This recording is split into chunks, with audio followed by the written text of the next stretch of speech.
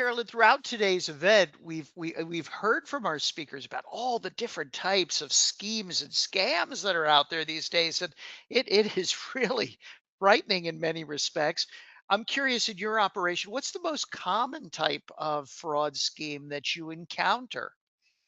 Well, oddly enough, just earlier this week, I had one day that I was emailing back and forth multiple times with my vice president of IT.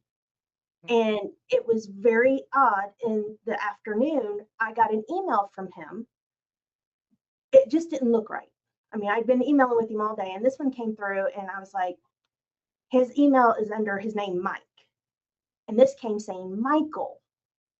And Oh, it just didn't look right. So I got to looking at it a little closer, and they had mirrored everything, our logo, everything. Only thing that caught it was they put Michael.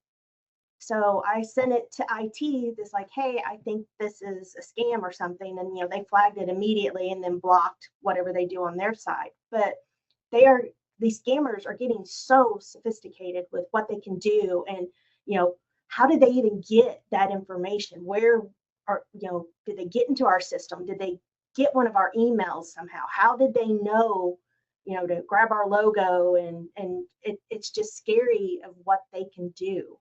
So our IT department is very well versed in all this, and we work with them very closely when things like that come through.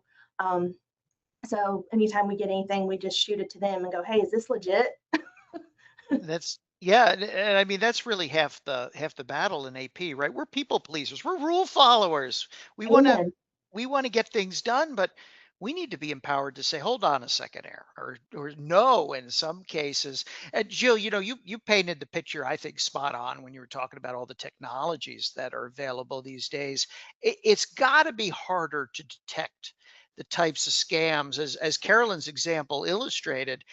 Talk to me about that, and how does your team be able to pick up on the phony we ones? we've turned what we used to do on its head. Instead of believing most things, we now assume almost everything is fake. And I am spoiled by my IT department. We have this lovely little phishing button in our Outlook. So if Yes. there's any type of suspicious email, all I have to do is click that little button and it's gone and they will handle it. But what we see coming through, just like Carolyn, where normally it would say Mike on her email and it said Michael, we look for that.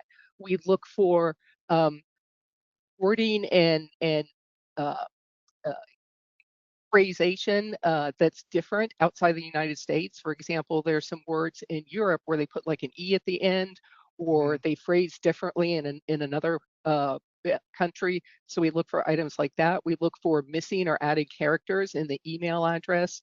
But now we also have to worry about not just business email compromises, but phishing.